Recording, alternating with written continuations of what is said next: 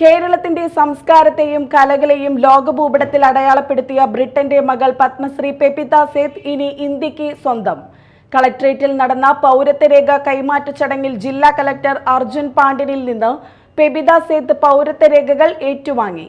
Indian പൗരത്വം സ്വീകരിക്കാനുള്ള പെപിതയുടെ ആഗ്രഹത്തിന് ഇതോടെ ഔദ്യോഗിക അംഗീകാരമായി. ആനയെയും പൂരത്തെയും കാവിനെയും കേരള സംസ്കാരത്തെയും കലയെയും ഹൃദയത്തോട് ചേർത്ത് പിടിച്ച പെപിത സേത്തിന് ഇത് അഭിമാനത്തിന്റെ നിമിഷം.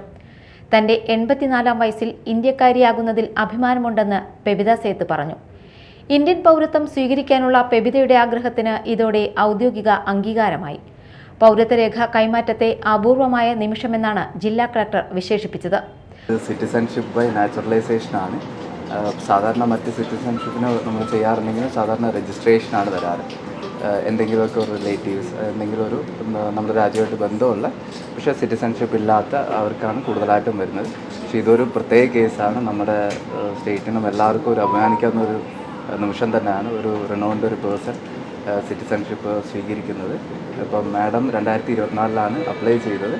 അപ്പോൾ നമുക്ക് ജാനുവരിയിൽ ഇതിൻ്റെ സർട്ടിഫിക്കറ്റ് കിട്ടിയിട്ടുണ്ട് സിറ്റിസൺഷിപ്പിൻ്റെ.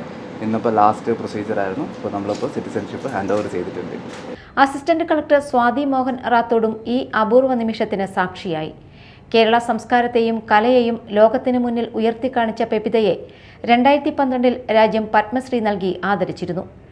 ബ്രിട്ടീഷ് പട്ടാളക്കാരനായിരുന്ന അമ്മയുടെ മുത്തച്ഛൻ്റെ ഡയറിയിൽ നിന്ന് ഇന്ത്യയെ അറിഞ്ഞ പെപിത തൻ്റെ 27-ാമത്തെ വയസ്സിലാണ് ഇന്ത്യയുടെ വൈവിധ്യങ്ങളെ തേടി ഇറങ്ങുന്നത്.